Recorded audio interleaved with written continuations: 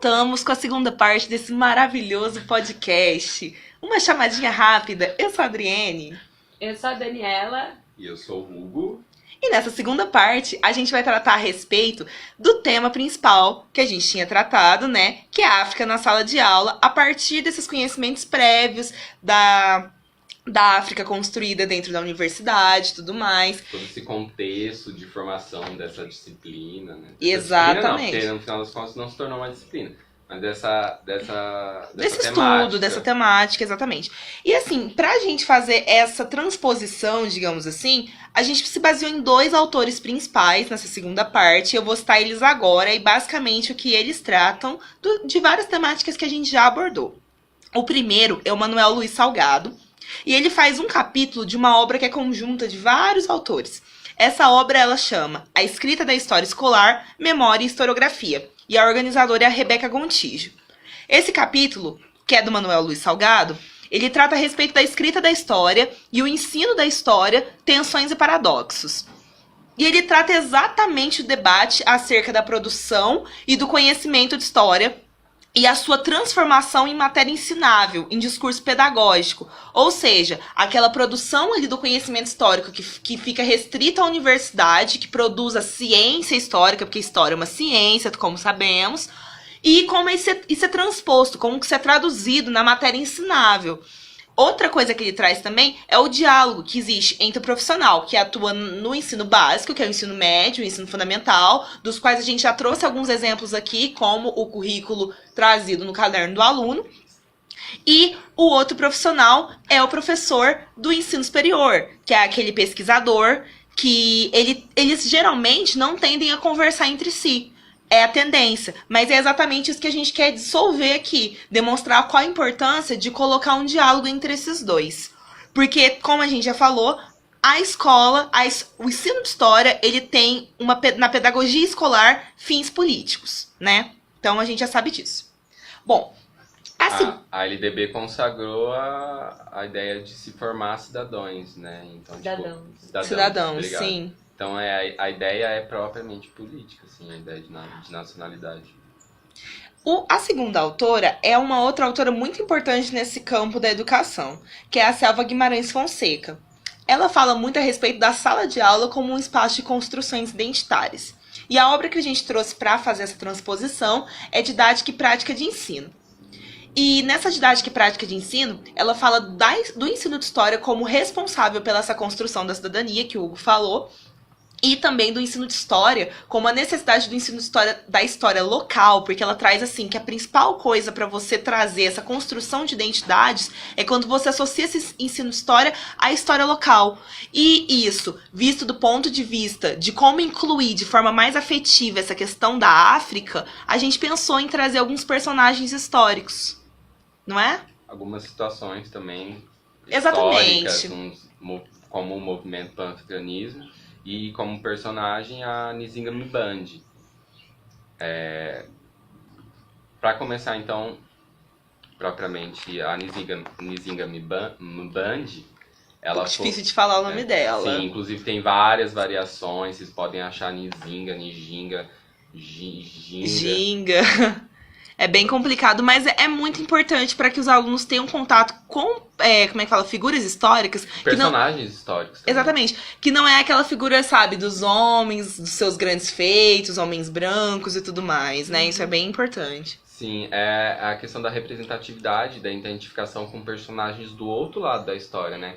Como que um aluno que se entende como negro se identifica, se entende e se vê numa história que fala dos negros, mas é feita por brancos, né? É bem complicado. Então a gente tem que trazer o outro lado, os personagens da outra história, propriamente. E a Nzinga, ela foi uma personagem muito importante, principalmente porque ela teve uma história muito complicada, cheia de reviravoltas, e ela chegou a ser, aliás, se nomeou Dona Ana de Souza ao se declarar rainha da Angola, que era então, até então a Angola.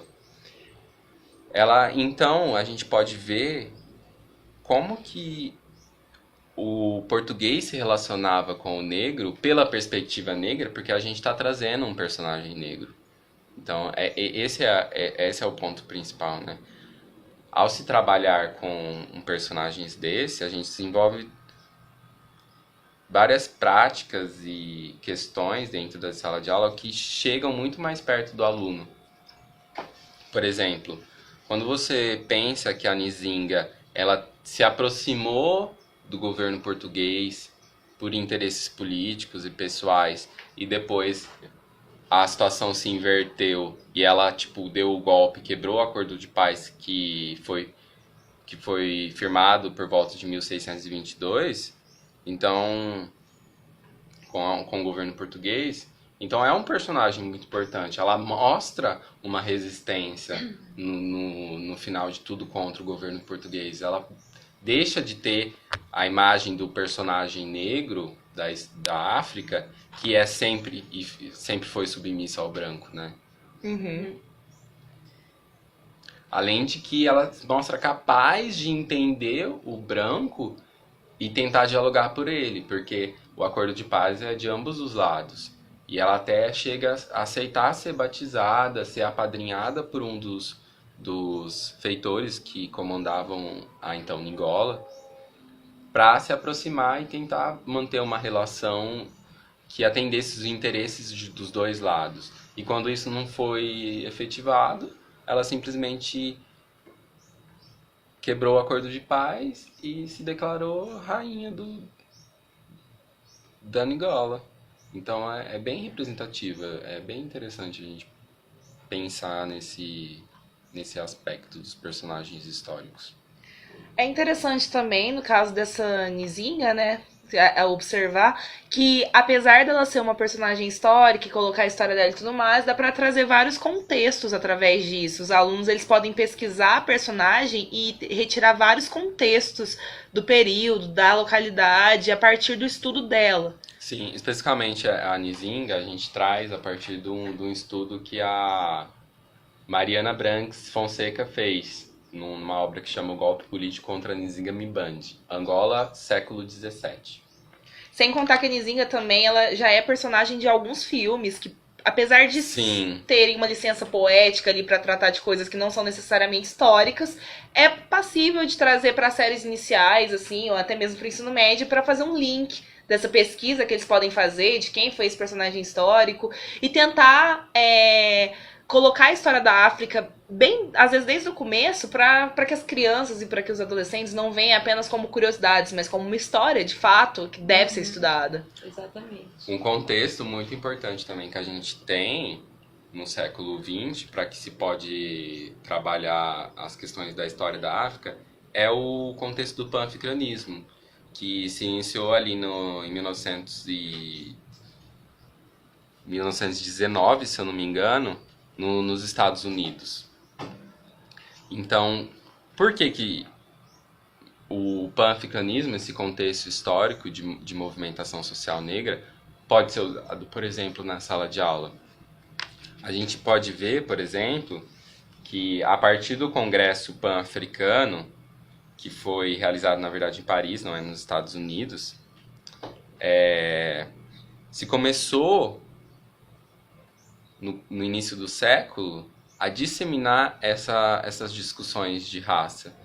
Então, quando a gente chega nos movimentos sociais no Brasil da década de 50 e 60, que o Caderno do Aluno aborda, de certa forma, esse contexto dos direitos civis nos Estados Unidos e aqui no Brasil também é um reflexo da movimentação do pan-africanismo.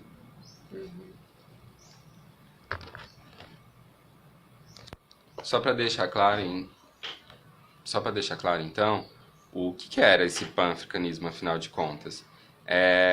Foi um movimento social, político, que tinha como mote ou demanda principal entender ou fazer-se entender que todos os negros teriam uma origem igual, que compartilhariam da mesma história, teriam as mesmas identidades e promovesse, então, por causa disso e pelo histórico da escravidão, promover a emancipação das colônias. Então, no início do século XX, já se tem o início de uma movimentação internacional que entende a questão racial e problematiza a escravidão e ainda a existência das colônias no começo do século XX.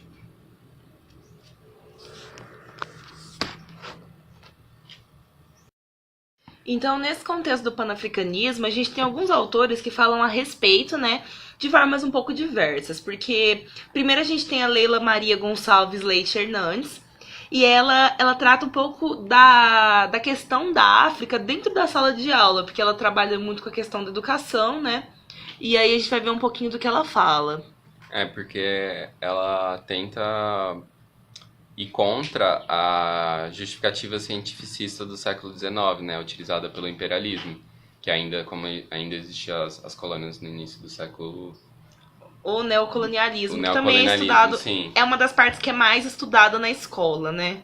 Essa parte ainda é bem estudada. Ela fala sobre a diferenciação racial como uma naturalização que é colocada por esses Sim. materiais. Ela também endossa que o panafricanismo veio nessa questão de, tipo, propor a ideia de uma raça única, o que para ela, no final das contas, ela vai considerar mais prejudicial do que benéfico.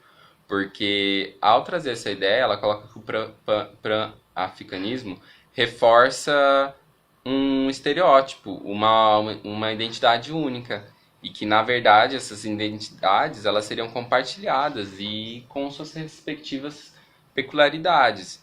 Então, como benefício do pan-africanismo, assim, no que a gente pode destacar no momento, é que ele lançou as bases para todos os movimentos sociais negros por todo o mundo. Mas, no geral, ele foi mais prejudicial do que benéfico, porque no final das contas ele reforçou a ideia de uma raça única. Da África como uma pátria racial, né? Sim, e tipo, isso, como a gente elucidou um pouco, traz as problemáticas de uma identidade, de ignorar as peculiaridades, as outras identidades como a local, que a gente citou que é uma forma de uma construção forma de didática, conhecimento. sim, que foge desse pensamento. E o outro autor que a gente trouxe, que também é visto pela gente no nosso cronograma, né? Porque a gente, felizmente, tem a história da África na grade, a gente estuda isso, é o Kwame Anthony Appiah. Ele é um filósofo e escritor anglo-ganês, e ele é especializado em estudos culturais e literários. Atualmente, ele é professor na Universidade de Princeton. E ele também trata a respeito dessa questão do panafricanismo.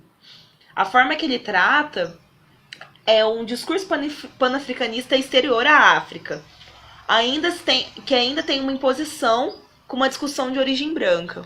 Sim, ele volta nessa questão, né? Tipo, ele reforça a ideia de que o pan-africanismo é externo à África, que na África não se discute raça como a gente discute aqui, porque na África não existe essa concepção de raça. Não existe... Eles não se entendem como raças diferentes. A visão deles parte de uma etnia diferente. Uhum. E essa visão do negro que foi construída, que a gente tem, ela foi construída externamente à África. Então, essa é a ideia dele, que o pan-africanismo ajudou a construir uma imagem do negro exterior à África, né?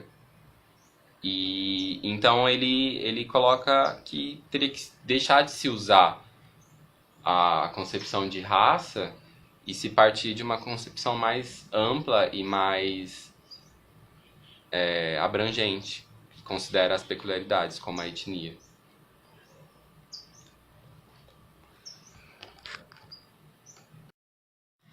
Outro historiador que a gente pode trazer para o debate é o historiador britânico, escritor e acadêmico e atual professor de literatura americana e inglesa no King's College em Londres, Paul Gilroy.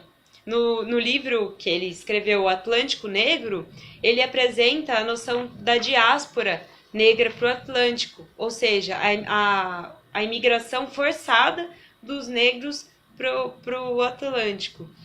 Não necessariamente para o Atlântico, né, mas para os países além do Atlântico. Sim. E, segundo ele, essa discussão contemporânea sobre a diáspora negra, ela evoluiu para a contestação das formas essencialistas de pensar a cultura e a identidade negras no Ocidente. Ou seja, ela contribuiu para a contestação do pan-africanismo. E que essa identidade negra, para o Gilroy, ela seria uma construção política e histórica, que é marcada pelas trocas culturais através do Atlântico. Então, seria de mais importância as experiências do deslocamento, as experiências de construção conjunta de culturas, porque as instituições não vieram junto com os negros, vieram as pessoas, né? Então seria mais importante pensar esse desenraizamento do que necessariamente a questão da origem mesmo. De todos os negros, né? Uhum, exatamente, a questão da África, porque não é mais a África que está em debate, é a vinda para cá. Essa nova formação aqui, a né? A circularidade da cultura negra no Atlântico, né? Como que ela se deu a partir disso? Exatamente. E na questão cultural, por exemplo, ele considera que o navio, pensando na questão da diáspora, ele continua a ser talvez o mais importante canal dessa comunicação pan-africana antes do aparecimento do disco long play, do famoso LP, né? E ele também fala do Atlântico Negro como uma contracultura da modernidade. Ele fala disso a partir dos empréstimos teóricos feitos, por exemplo, dos empréstimos teóricos, dos hibridismos culturais, presentes tanto na produção literária de intelectuais negros norte-americanos. Posso citar aqui o Frederick Douglass, Martin Delany, como também na música negra, dita afro-americana, africano-americana, nos Estados Unidos. Exemplo disso, posso citar também Jimi Hendrix, o hip hop.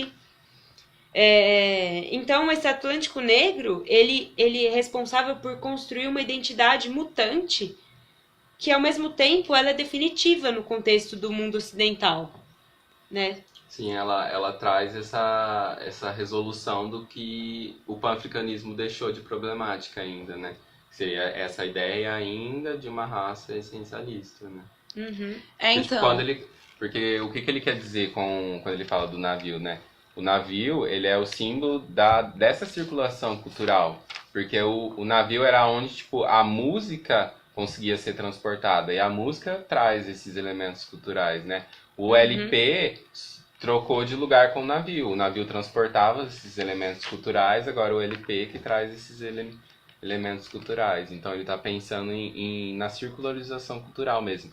Ou melhor, na triangulação da formação de uma identidade negra, que seria a África, a Europa e o Brasil. Então é a partir desses pontos que se formou essa ideia, essa visão do negro fora da África e que deveria, segundo ele, ser meio desfocalizado dessa questão dentro da sala de aula, falando, né? Sim, é exatamente esses estudos sobre o Atlântico Negro que tornam a África efetiva para a África afetiva, que é aquela que afeta, que é construída nessa perspectiva do Atlântico Negro, né? E esses elementos tem elementos que estão intermediários da cultura que eles são mais flexíveis na hora de trazer, como roupas, religião e tudo mais, são intercambiáveis com outra cultura. Agora tem os elementos que ultrapassam o Atlântico, é essa questão que vocês já falaram, da musicalidade que sobrevive, e principalmente da língua. Que a língua é um desses principais elementos que é o mais estável de uma cultura, né? E essas línguas, elas formaram a partir do contato, desse elemento de socialização que é o navio, e também do cativeiro, que é tanto o navio quanto as próprias senzalas e o cativeiro encontrado pós-Atlântico. Inclusive a língua aí, ele é quase como se fosse um ícone da multiplicidade de etnias que havia dentro de um navio. Porque a partir do momento que você vê que vários negros de diferentes etnias estão falando um mesmo idioma, isso demonstra como que o único elemento comum que existia entre eles era a língua do dominador. Então, tipo, o elemento comum era a partir do outro. Era a partir do que era imposto sobre eles. Então, é muito interessante pensar essa perspectiva, porque ela traz o retorno, né? Ela traz o outro lado. E quanto a essa questão da musicalidade que o Gilroy fala, ele traz justamente como que o Brasil, né, tipo, vendo o Brasil nesse contexto, no caso, do Atlântico Negro, ele não apenas importa os conceitos, como ele também produz, né, nessa questão do como que a cultura negra faz aqui no Brasil, na questão do hip hop, do funk, do break, tudo na dinâmica dessa diáspora negra. Sim, tudo afetado por essa circularização. 6h20, né? Gente, agora que a gente já falou do panafricanismo, e assim, a gente trouxe um pouco mais do que é o panafricanismo, quais autores tratam dele, e não trouxe necessariamente como isso aplicaria em sala de aula, mas assim, a gente vai trazer mais uma proposta de aplicação em sala de aula de um dos personagens históricos que a gente propôs, né? Primeiro a gente falou da Nzinga, né? Isso. É bem difícil falar o nome dela, tem muitas opções. Mas agora a gente vai falar de um... A gente falou do Cadamoço também, né? A gente falou do Cadamoço também, que é uma fonte e tal. A gente vai falar de agora... É que o panafricanismo é mais um contexto, um fenômeno que aconteceu durante grande parte do início do século XX. Então é mais, tipo, uma questão de temporalidade, de contexto. Que é importante trazer que também. pode ser trabalhado de diversas formas, né? Mas existe, como os personagens históricos, são situações e práticas e atividades mais pontuais que a gente pode introduzir na educação. Né? E com mais esse personagem histórico, a gente vai trazer mais essa ênfase para a história local e da construção de identidades que a gente trouxe logo no início desse podcast, né, dessa segunda parte, que é da Selva Guimarães. Porque a Selva Guimarães, ela fala do estudo da localidade para a possibilidade de construir as identidades. Porque ela fala assim... que por que existe um grande abismo entre a história que é vivida no dia a dia e aquela história que é ensinada? Por que existe um grande abismo entre o nosso cotidiano e a história que é ensinada? E é exatamente esse abismo que faz com que os alunos não se interessem pela aula, pelos conteúdos que estão estudando. E por isso, a gente pensou numa figura histórica. E a figura histórica que a gente trouxe é um homem que é um dos considerados mais importantes do século XX como representante do movimento negro, que é o Abdias de Nascimento. O Abdias de Nascimento, ele é francano e ele é responsável por diversas coisas, como ele foi poeta, ator, escritor, dramaturgo, artista plástico, professor universitário, político, ativista pelos direitos civis e direitos humanos da população negra. Então ele realmente fez muitas coisas ao longo da sua vida. Além disso tudo, ele ainda foi o fundador da Frente Negra Brasileira, que é um dos principais movimentos que lutou pelos direitos civis negros no Brasil. E depois ele também fez o Teatro Experimental Negro, em 1944. E depois ele fez uma outra organização chamada União dos Homens de Cor. Esse autor, ele é abordado em alguns textos que a gente viu da graduação, tais como a tese do Amílcar Araújo Pereira, que ele trata um pouquinho do Abdias e fala sobre a particularidade dele em fundar a Frente Negra e tudo mais. E o outro texto que também aborda o autor fala a respeito da formação dele, do tanto que ele é importante. E é justamente isso que a Selva Guimarães traz. Porque, tipo assim, as escolas que forem estudar ensino franca, é muito importante para elas entenderem essa questão da localidade e o quanto ela é importante para a formação das identidades. Porque quando os alunos forem fazer a investigação individual ou em grupo acerca dessa figura histórica, elas podem haver uma certa identificação, porque eles vão ficar, assim, de certa forma, maravilhados com o fato de um homem que foi tão importante, pouca gente conhece, ter feito tantas coisas e ser da própria cidade deles. Ainda mais negro, pode se associar a algumas pessoas que também são negras, e isso é extremamente relevante. E sem contar que esse autor ele também contribuiu muito para a imprensa negra, justamente porque ele fundou também um jornal chamado Quilombo, que foi muito relevante para toda a imprensa negra, como vários outros jornais, o Clarim da Alvorada, o Getulino, Liberdade, Menelik, enfim, vários desses outros, ele contribuiu muito para a transmissão desses conhecimentos, né? E a transmissão dos acontecimentos, do racismo que acontecia, para denúncias, coisas do tipo. E é muito interessante que os alunos possam fazer essa construção identitária a partir de um personagem da história local, para que eles entendam a importância dessa aproximação com que eles estão estudando. Então, por isso que a gente trouxe em razão da relevância dessa aproximação. Para que eles sintam, né, essa aproximação. Sim, no final das contas, a identificação que eles sentem permite que eles se entendam também como sujeitos históricos, né? E eles, Exatamente. tipo, possam ter uma visão diferente do que a gente entende como história no sentido vulgar, assim, no senso comum, que é uma narração. Não é simplesmente uma narração, é uma forma de você entender a sua realidade. E mais uma coisa, assim, para complementar isso na sala de aula, é indispensável a utilização, principalmente hoje, de coisas como... nem que seja um PowerPoint, nem que sejam algumas imagens, sabe? Você leva em algum lugar algumas imagens para mostrar, para facilitar a visualização disso. Porque é muito difícil, se for pensar assim, em diversas realidades que a gente encontra nas escolas, é muito difícil, é muita ilusão querer que se crie essa realidade na cabeça deles de acordo com o que a gente está chegando lá e apresentando para eles. Então, torna muito mais fácil e dinâmico e agradável, talvez, esse ensino a partir de coisas que estão próximas a eles. E o ensino da pesquisa também, que é justamente o que a Selva fala, da importância da motivação dos alunos, que começa com essa questão da história local, justamente porque eles têm conhecimento, quando eles passam a ter conhecimento de uma figura histórica que foi da cidade deles, isso é muito relevante.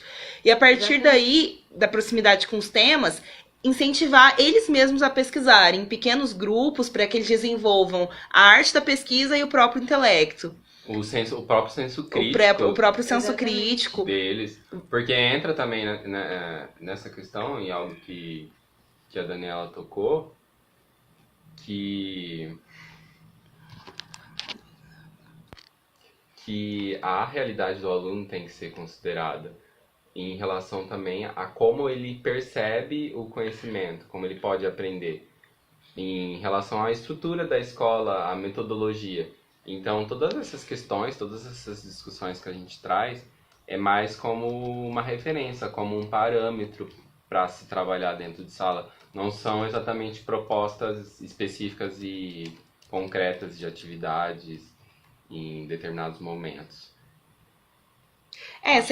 Sem contar que também a Casa da Cultura e do Artista Francano recebeu o nome do Abdias. Então seria muito interessante levar os alunos até lá, para que eles pesquisassem até lá, sair um pouco desse ambiente da escola em si. Sim. Porque traria muito mais interesse para a aula, esse tipo de coisa. Então seria muito mais legal fazer até uma exposição, às vezes, não sei, isso aí vai ficar a critério do professor. Mas eu acho que é uma maneira de ensinar a história e a importância da imprensa, da história africana e brasileira, afro-brasileira nesse caso, de uma maneira muito mais interativa e divertida. E próxima deles, e né? próxima deles. Mais legal. Realidade. Porque afinal de contas meio que o que a conclusão aqui se pode fazer, que é ter como referência essas discussões, ter em mente as problemáticas e tentar mudar isso dentro de sala de aula. Tem que mudar isso aí, mas a gente tá vendo formas de mudar isso aí. Exatamente.